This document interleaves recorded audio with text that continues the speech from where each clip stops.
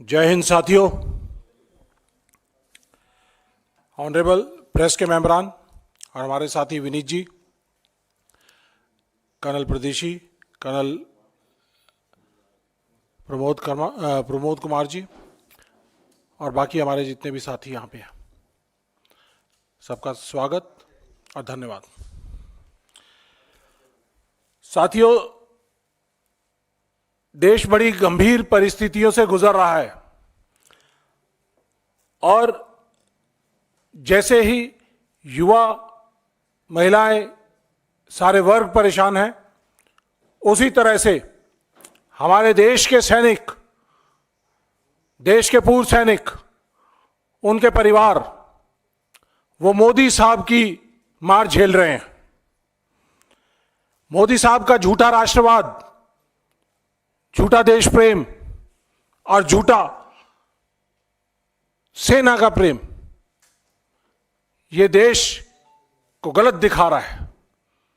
देश में दिखा रहे हैं, लेकिन उनके एक्शंस उसके बिल्कुल विपरीत हैं। वो अपने देश की सेना को, सैनिकों को, उनके परिवारों को कमजोर कर रहे हैं, देश की सुरक्षा को कमजोर कर रहे हैं। आज का सैनिक अगर कमजोर होगा तो सेना कमजोर होगी, और अगर हमारे सैनिकों के परिवार, अगर उनको विश्वास रहेगा कि देश उनका लुक आफ्टर करेगा, तो सैनिक अपनी जान देने के लिए सरहद पर तैयार है। भारतीय सेनाएं वर्ल्ड की बेस्ट, श्रेष्ठतम श्रेणी में आती हैं। हमारे फौज के इंस्टीट्यूशंस को डिस्ट्रॉय किया जा रहा है। हमारी कोर डिमांड है 1 रैंक 1 पेंशन, जिसको यूपीए सरकार ने 26 फरवरी 2026 को पास किया। पार्लियामेंट के दोनों सदनों के अंदर इसको पास किया गया और आज 1 रैंक 1 पेंशन का मजाक बना दिया है इस मोदी सरकार ने। 1 rank and hundreds of pensions, ऐसा मजाक बना दिया है। देश की सरहदों पे काम करने वाले सैनिक अगर डिसेबल हो जाते हैं तो उनकी डिसेबिलिटी का मजाक बना दिया है। हजारों की तादाद में मिनिस्ट्री ऑफ डिफेंस के केसेस जो डिसेबिलिटी फौज ने दी, उसके खिलाफ ministry of defence supreme court में जा रही है। देश का सैनिक कैसे लड़ेगा अगर उसकी डिसेबिलिटी के इश्यूज को एड्रेस नहीं किया तो कैसे? तो साथियों, पहले हम लेंगे जो 1 रैंक 1 पेंशन है, उसमें मैं आपको अपने मोदी साहब का, मोदी सरकार का सच दिखाना चाहता हूं। सच या झूठ, यह फैसला आपका है। 2015 से 14 से लेके और 2024, आज से कुछ दिन पहले रेवाड़ी में उन्होंने रैली की थी, उसके बीच का सच आप लोगों को दिखाना चाहूंगा। तकरीबन 3 मिनट का वीडियो है, 2-3 मिनट का वीडियो है, तो जल्दी से आप विल गो थ्रू इट। तो उसके बाद आप खुद अंदाजा लगाइए कि मोदी जी का सच है या झूठ है। वीडियो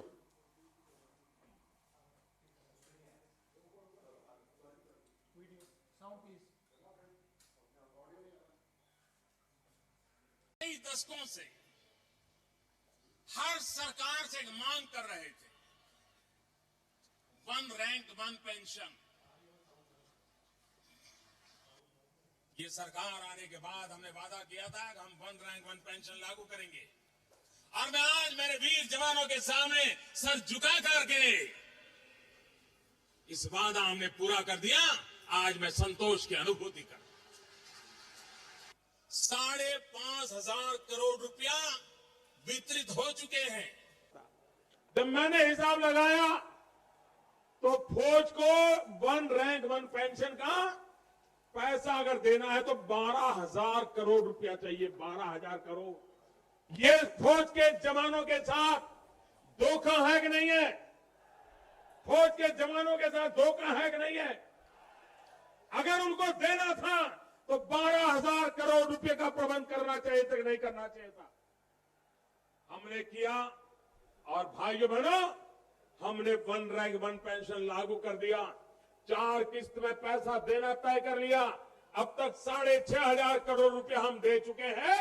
भाइयों बहनों, आगे वाली किस्त भी इस बजट में देने का फैसला कर लिया। इन कागज पे चीजें इकट्ठी करते करते मुझे 1.5 साल लग गया।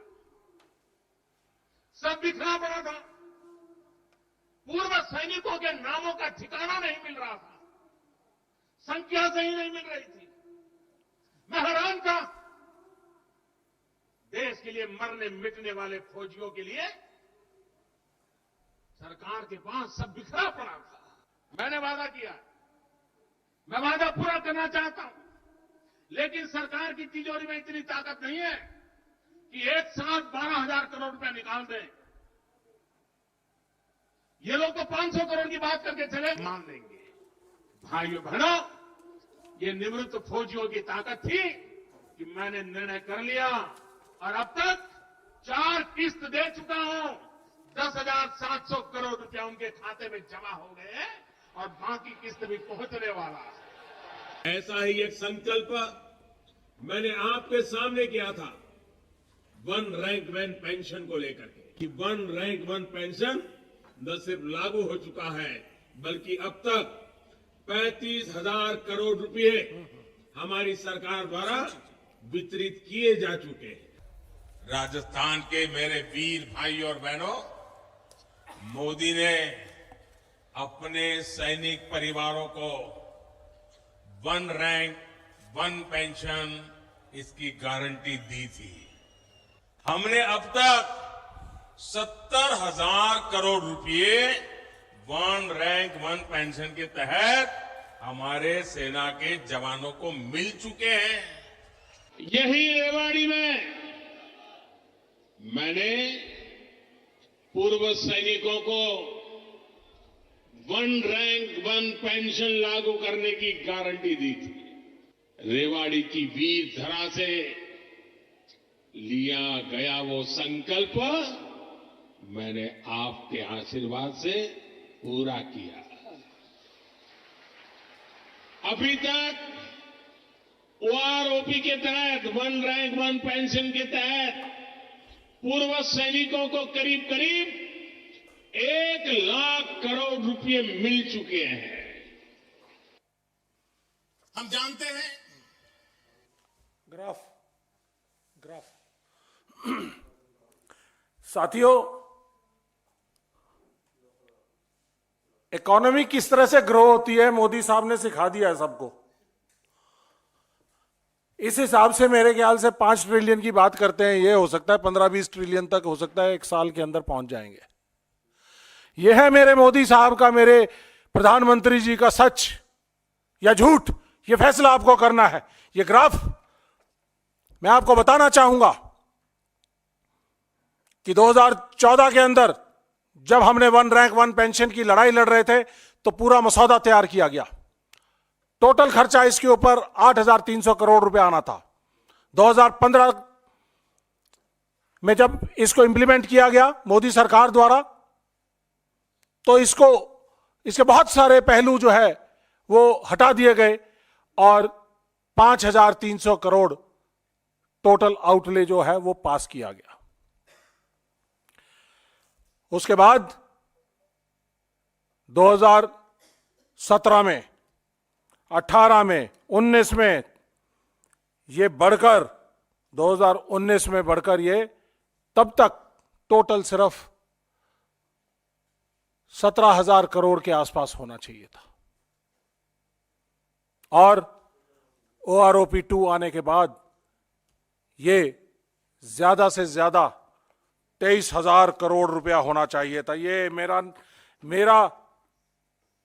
मेरी प्रेजेंटेशन नहीं है, मिनिस्ट्री ऑफ डिफेंस की 23 दिसंबर 2022 की प्रेजेंटेशन है, जिसके अंदर कहा गया 23,000 crore one rank one pension के लिए निर्धारित है आज तक। तो साथियों, उसके बाद अक्टूबर 2023 में राजस्थान के चुनावों के अंदर झुंझुनू की रैली के अंदर बताया 70,000 करोड़ रुपया दे चुके हैं। और अभी कुछ दिन पहले रेवाड़ी में रैली हुई थी, तो उस रैली के अंदर बताया 1 लाख करोड़ से ज्यादा दे चुके हैं। मोदी जी, देश को झूठ बोलना बंद करें, देश की सेनाओं के साथ झूठ बोलना बंद करें। आप जुमलों की सरकार चलाते हैं, देश के सैनिक जुमले नहीं, ना तो बोलते, ना सुनते और ना समझ सकते। देश के सैनिक अपनी सरहदों के ऊपर अगर यही जुमले देने शुरू कर दे, झूठ बोलने शुरू कर दे, तो ये अग्रेशन और ये सरहदें हम महफूज नहीं कर पाएंगे। मेरे सैनिकों से झूठ बोलना बंद करो। आपने अपने कॉरपोरेट के साथियों को आज तक 14 लाख करोड़ से ज्यादा आपने उनके कर्जे माफ कर दिए हैं, एनपीए जो है उनको माफ कर दिया गया है। और क्या आपके पास अपनी सेना को देने के लिए 23,000 करोड़ नहीं है? 23,000 करोड़ आज तक टोटल दिया गया है, और उसको कहीं पे आप 70,000 करोड़ बोल रहे हैं, कहीं पे आप 1 लाख करोड़ बोल रहे हैं। और इस तरह से जिस स्पीड से आप चल रहे हैं, तो शायद हो सकता है कि पूरा का पूरा डिफेंस का जो 6,50,000 करोड़ का जो बजट है, उसके बारे में भी आप ये बात करेंगे 2024 के इलेक्शंस के अंदर कि यह सब कुछ हमने वन रैंक वन पेंशन के अंदर दे दिया। क्या यह सही है? सवाल पूछना चाहिए आपको पत्रकारों। मोदी जी से सवाल पूछिए, हमसे मत पूछिए कि आप झूठ क्यों बोल रहे हैं। मजाक बना दिया आपने इस वन रैंक वन पेंशन का। इसके साथ साथ आज हमारे पूरे का पूरा जो सैनिक समाज है, पूर्व सैनिक समाज है, नाराज है, क्योंकि वन रैंक वन पेंशन की जिस तरह से इन्होंने OROP 1 के बाद OROP 2 के अंदर विसंगतियां पैदा कर दी हैं। हमारे जेसीओ जवानों को जो 12,500 करोड़ 12,500 रुपया पर मंथ के हिसाब से उनको कम मिल रहा है, उसकी लड़ाई हम जंतर मंतर पे भी लड़ रहे हैं, पूरे देश भर में लड़ रहे हैं। मैं जानना चाहूंगा आपके माध्यम से कि ये 23,000 करोड़ से लेके और जो 1 लाख करोड़ के बीच का जो 77,000 करोड़ का जो डिफरेंस है, आपने किन अपने पूंजीपति साथियों को दिया है? फौजियों को नहीं दिया, फौजी परिवारों को नहीं दिया, वन रैंक वन पेंशन को नहीं दिया, आपने किन अपने पूंजीपति साथियों को दिया है? यह मैं पूछना चाहूंगा आपसे। साथियों, इसके साथ साथ एक और बड़ा मुद्दा जो डिसेबिलिटी पेंशन का है। डिसेबिलिटी पेंशन, जब फौज का सैनिक कहीं लड़ते लड़ते घायल हो जाता है तो उसको दिया जाता है, डिसेबिलिटी के हिसाब से, जितनी डिसेबिलिटी है उसके हिसाब से उसको दिया जाता है। उस डिसेबिलिटी पेंशन के लिए इन्होंने एक नई पेंशन स्कीम लेके आए हैं, जिसके अंदर डिसेबिलिटी को खत्म कर दिया गया है। डिसेबिलिटी पेंशन अब डिसेबिलिटी पेंशन नहीं रही है, इसका नाम दे दिया गया है इम्पेयरमेंट रिलीफ। और इसके अंदर यह कहा है कि यह डिसेबिलिटी पेंशन अब डिसेबिलिटी नहीं है। और ये बोलते हैं जो डिसेबल्ड सोल्जर को जो पेंशन मिलती है, उसके लिए उन्होंने लिखा है, this is not a pension and shall cease upon the demise of the recipient. अगर सैनिक को पेंशन मिल रही थी, डिसेबिलिटी पेंशन, तो डिसेबिलिटी पेंशन मिलने के बाद अगर उसको उसका देहांत हो जाता है तो उसके परिवार को उसके पूरी पेंशन मिलती रहती थी। फैमिली पेंशन के तौर पे उसको 40% कम किया जाता था।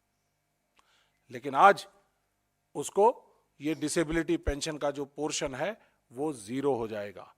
मोटी मोटी बात इतनी है कि अगर 100% डिसेबल्ड सोल्जर को 100 रुपीज पेंशन मिलती थी, तो 100 रुपीज उसको डिसेबिलिटी पेंशन मिलती, 200 रुपया।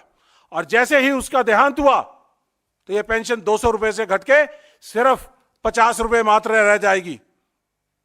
150 रुपए मोदी साहब इस पेंशन से निकालकर अपने पूंजीपति साथियों को देंगे। ये पेंशन पॉलिसी है। यह है मोदी जी का देश प्रेम, सेना का प्रेम, राष्ट्रवाद। पहले ये जो डिसेबिलिटी पेंशन थी इनकम टैक्स के परव्यू से बाहर थी।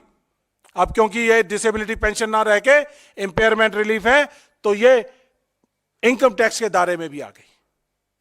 तो जो 200 रुपए पेंशन मिलती थी तो उसके ऊपर 30% टैक्स लग के उसको सिर्फ मात्र 140 रुपए मिलेंगे। ये फर्क है।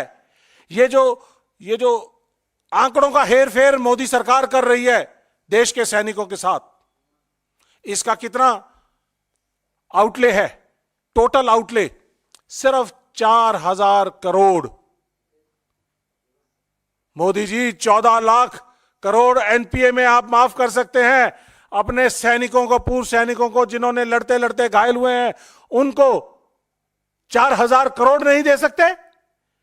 उस 4000 करोड़ की लूट करने के लिए आपने नई पेंशन पॉलिसी निकाली है और इसको डिसेबिलिटी पेंशन को खत्म करने का काम किया है। शर्म आती है मुझे आप पे, आपके राष्ट्रवाद पे शर्म आती है, आपके सेना के प्रेम के ऊपर शर्म आती है।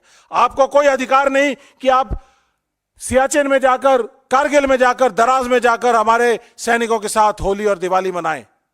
नहीं चाहिए ऐसी होली और दिवाली आपके साथ। हमें चाहिए तो सेना के घायल साथियों का सम्मान चाहिए, उनके परिवारों का सम्मान चाहिए। हमें 1 रैंक 1 पेंशन चाहिए। और इसका एक और पहलू, जो डिसेबिलिटी पेंशन्स किसी सैनिक को मिल रही थी उसके खिलाफ मोदी सरकार की मिनिस्ट्री ऑफ डिफेंस उनके खिलाफ सुप्रीम कोर्ट में जा रही है। आर्म्ड फोर्सेस ट्राइब्यूनल्स, उन्होंने जो फैसले किए हैं उन फैसलों के, सैनिकों के हक में फैसले किए हैं और उन फैसलों के खिलाफ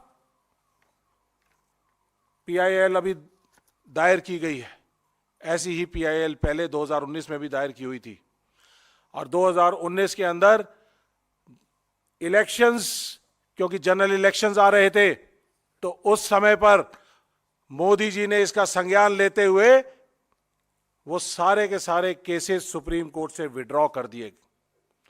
आज फिर तकरीबन 3000 के करीब ऐसे केसेस हैं जो डिसेबल्ड सोल्जर्स के आर्म्ड फोर्सेस ट्राइब्यूनल ने उनके हक में फैसले किए हैं और उसके बाद उसके खिलाफ सुप्रीम कोर्ट के अंदर और हाई कोर्ट के अंदर मोदी सरकार जा रही है। सुप्रीम कोर्ट ने कहा है कि जिस मेडिकल कंडीशन के अंदर आप एक सैनिक को सेना में भर्ती करते हो, तो रिलीज के टाइम पे उसकी वही मेडिकल कंडीशन होनी चाहिए।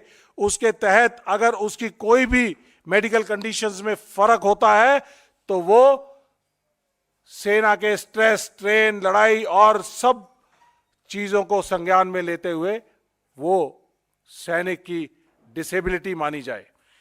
ये कहा है उन्होंने, the Supreme Court has already ruled that the benefit of doubt is to be given to soldiers disabilities irrespective of manner of exit from service and whether the disabilities have occurred in peace or field। ये supreme court कह रहा है, मैं नहीं कह रहा हूं, supreme court ने माना है। लेकिन मोदी सरकार इसको नहीं मानती है। मोदी सरकार के खिलाफ, मुकुल रोहतगी जी के खिलाफ स्ट्रिक्चर्स भी पास किए गए और कहा गया कि this is causing loss to the state and embarrassment to the government. The Supreme Court had thereafter passed strictures against MOD for challenging settled pension cases by the AFT Armed Forces Tribunals। आज 2023 के अंदर ऐसे ही 3000 से ज्यादा cases हैं। मोदी सरकार, आपको मैं यहां से आपके माध्यम से कहना चाहूंगा कि इनको तुरंत प्रभाव से वापस किया जाए और सोल्जर्स को सम्मान दिया जाए। आखिर में एक और बड़ा मुद्दा है, जो सोल्जर्स हमारे देश की सेवा करके वापस आते हैं, रिटायर्ड हो जाते हैं, उनको मेडिकल स्कीम है, ex serviceman contributory health scheme, जिसकी जरूरत थी 10,000 करोड़ रुपया। मोदी साहब ने आज तक 2023 और 24 का जो बजट था उसके अंदर इसका सिर्फ 4,700 करोड़ रुपए का प्रोविजन रखा, और 4,700 करोड़ के अंदर हमारे पूर्व सैनिकों के जो मेडिकल कंडीशंस हैं उनका ध्यान नहीं रखा जा सकता। जब आर्म्ड फोर्सेस ने 10,000 करोड़ मांगे थे तो आपने उनको 4,700 करोड़ क्यों दिए?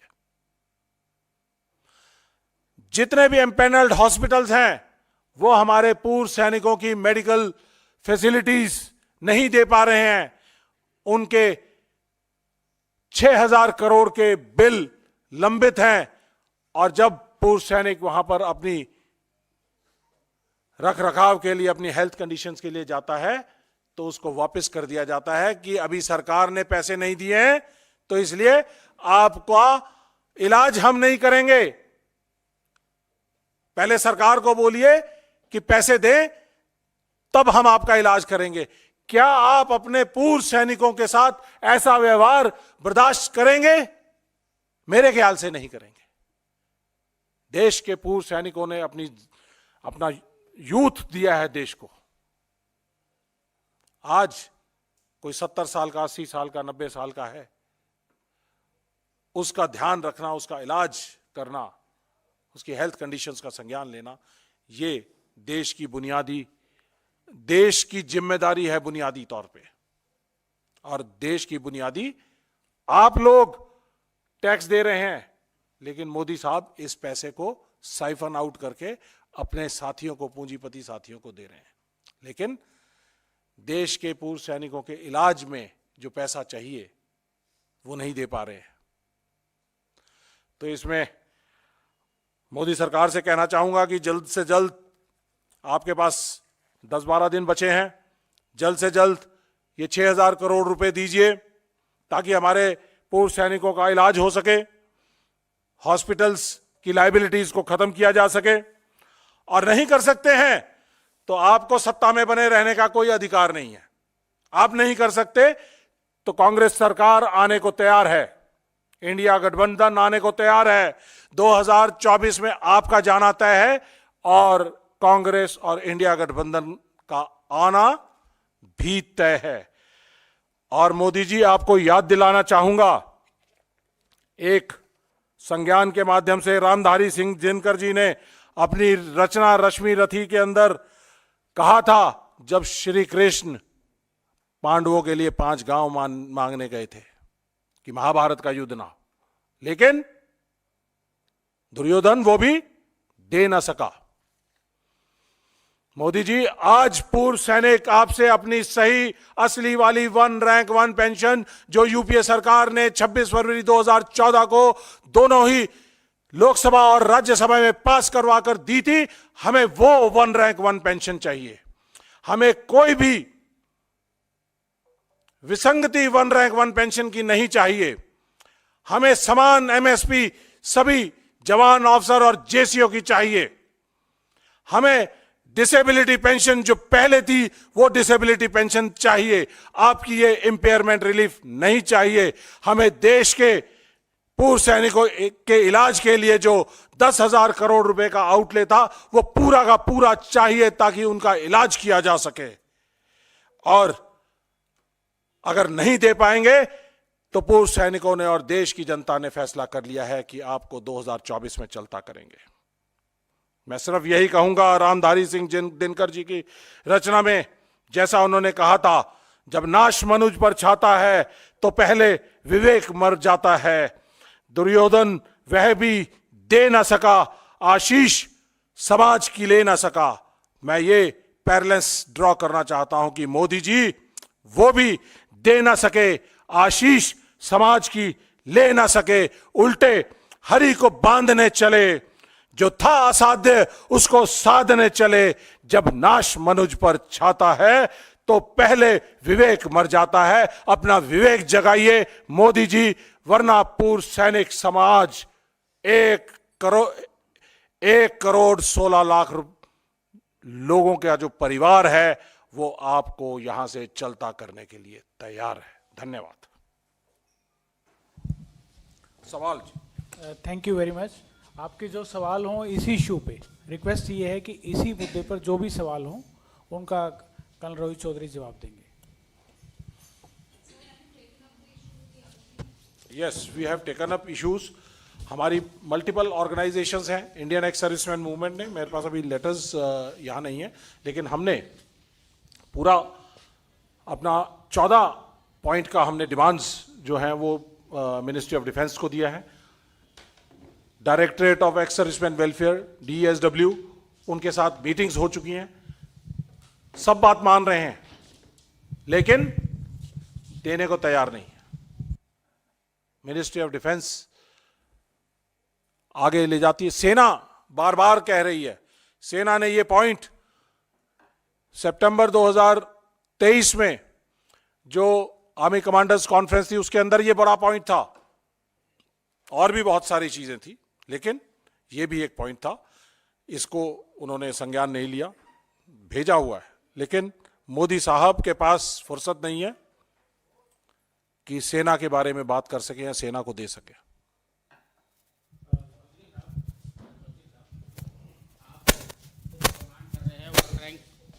वन रैंक वन पेंशन की डिमांड कर रहे हैं। आप ये कह रहे हैं कि 2014 में यूपीए गवर्नमेंट ने जो पास किया था, और अभी आप कह रहे हैं कि मोदी जी ने जो दिया है 23,000 करोड़ रुपया दिया है, तो what is the difference between both?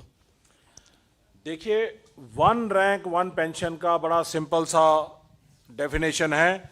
ये मैं आपको थोड़ा सा आप लोगों के समझ के लिए मैं आपको ये 26 फरवरी 2014 का यूपीए का ये ऑर्डर है, इसके अंदर एक डेफिनेशन दी गई थी।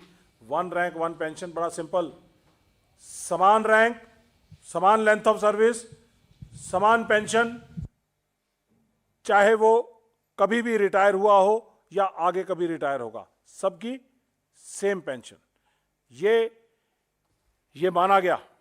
लेकिन